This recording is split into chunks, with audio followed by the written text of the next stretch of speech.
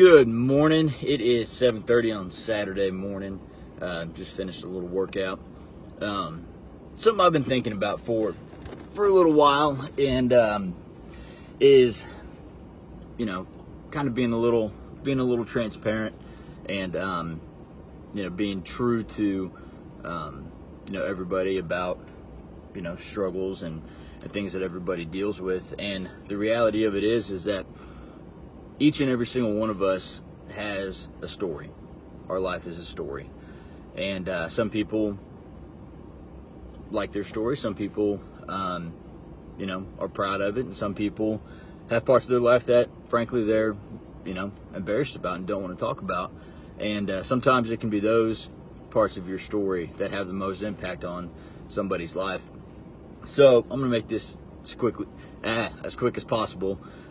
Just kind of give a little, brief story of the past couple years of my life, and had a great job, fantastic job down in Texas and Georgia, where I was living. And a couple of things in my life happened, and I started to drink heavily.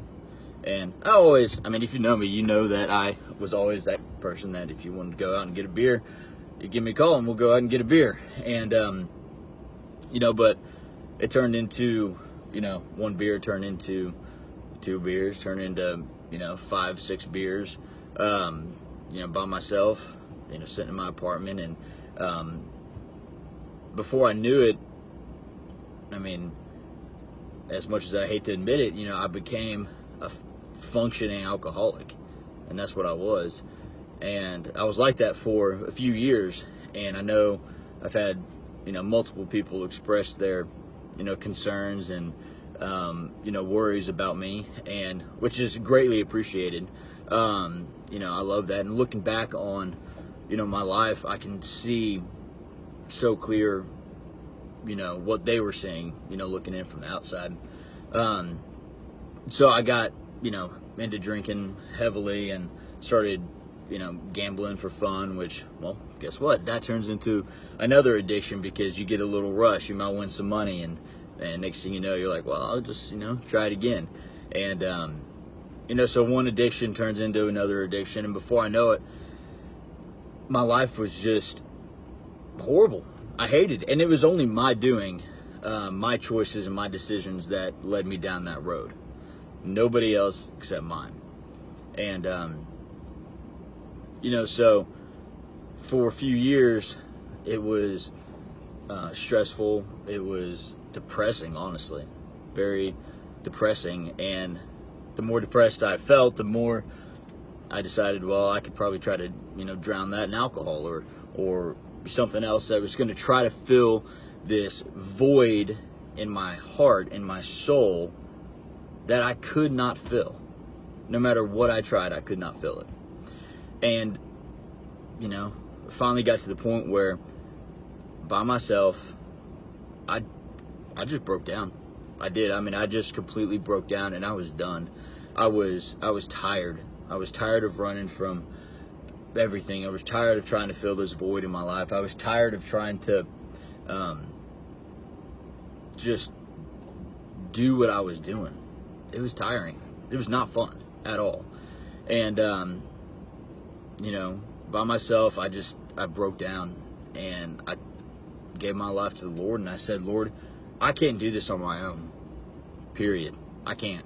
I've tried every single which way I could think of to make my life happy and to fulfill my life to my desires and the things that I want, and all that did was lead me down a path of destruction and a path of depression and pain. And I said, Lord, I'm done. I'm done. I've tried every single which way. I haven't tried it your way, and I'm done. And I'm going to do it your way. So for me, that was the biggest turning point of my life. I dropped everything I had, and I moved back to Tennessee, and my life hadn't been the same since. And now, I've lost track of, I was keeping track of how many days it had been, how many weeks it had been, or months since, I had a drink or anything. And honestly, I lost track. I stopped counting. And which, there's nothing wrong with drinking at all, period. There's nothing wrong with doing a lot of things, but for me, having a drink turned into getting drunk. I mean, that's the bottom line. And so I decided it was best for me to just stop altogether. And so I did. And I just tried to quit everything that I could that was holding me back from my full potential of living my life and doing what I know is right, and trying to live the life that the Lord has for me. And that has been, the past 6 months have been the best 6 months that I can think of in a long time. I had got myself into a hole of debt, and I can say I'm about 95% debt free. Felt like I said that wrong. And that's a good feeling. I mean, that's a great feeling to have. And just knowing that I'm just slowly making strides to try to better myself and do what I know is right. And it's not me that's doing it. It is 100% the Lord that's allowing me to do these things, because I said, you know what, I don't know what my future is. This is when I was in Georgia. I was like, I don't know what my future is, Lord, but I'm going to take that first step. And that's all that he wanted me. That's all he wanted to see. He said, you take that first step and I'll lead you the rest of the way. So I said, all right, good to go. Let's do it. So, just try to take that first step in faith and just know that, the Lord's got a plan. He's, going to have my back through life. And that's been the most comforting and peaceful thing.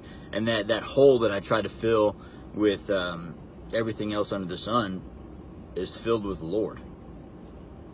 And I just can't put it any other way.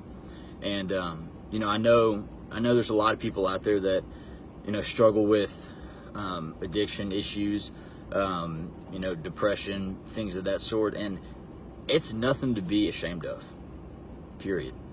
It's embarrassing when you're in it. It's embarrassing, doing some of the things that you do and then looking back and being like, what in the world was I thinking? But it's okay. It's just part of your life. Your life is not defined by who you are at that moment or who you are in that spell of time or that 1 or 2 years. Those 1 or 2 years might be the reason that you become the person that you are at the end of your life. It might change your life in a positive way to help to help get you on the right track. And for me, that's what it did. I mean, I look back and I can look back at those years of my life and be like, that's embarrassing. I don't even want to talk about it. I don't even want to think about it. And for a while, that's what it was. I mean, I just didn't want to think about it or talk about it or anything. And then, the more I thought about it, I was like, you know what? I'm not the only person that has dealt with this, or that is dealing with this. And so, what I just want everybody to know is, there is hope. You're not always going to be stuck in that rough patch of life that you're in. But you're also not going to get out of that rough patch of life unless you put forth the effort. And I know that not everybody believes in the Lord, and that's fine. That's your decision. For me, I couldn't have done it without the Lord. But even if you're not a believer, I mean, you can do it. You just have to put forth the effort to better yourself and to make the right decisions, one decision at a time. That's all you got to do. One day, one decision at a time, do the right thing. And before you know it, you'll be on the right track. I mean, I've got my own business with my brother now. We're doing great. And, I got a wonderful woman in my life who's been so supportive and loving, and I'm so thankful for her. And life's good. A year ago, literally all I wanted to do was just die. And I was like, well, hopefully today I'll just, something will happen. But looking back, looking back on my life, it's a blessing in disguise, because I had to go through all of that to get where I am today. And if I had the choice, if I had to go through all of that again to be where I am today, I would do it again. And that's the bottom line. As much as it sucks, but sometimes, you can't get stronger without going through, pain and trials. So keep your head up. Keep pushing forward, keep fighting, keep trusting in the Lord and doing what you know is right. And, surround yourself with people that love you and that have your back and are supportive. And you can't go wrong. So, if anybody has any questions or anything, I'm an open book. Ask me a question. I'll give you a straight answer. Because I'm not perfect. I can guarantee that. I'm not perfect, and I made a lot of bad decisions. And but just because I had those bad decisions and stuff that I made in my past, I refuse to let that define my future. So, y'all have a great Saturday. I got to go get some Chick-fil-A.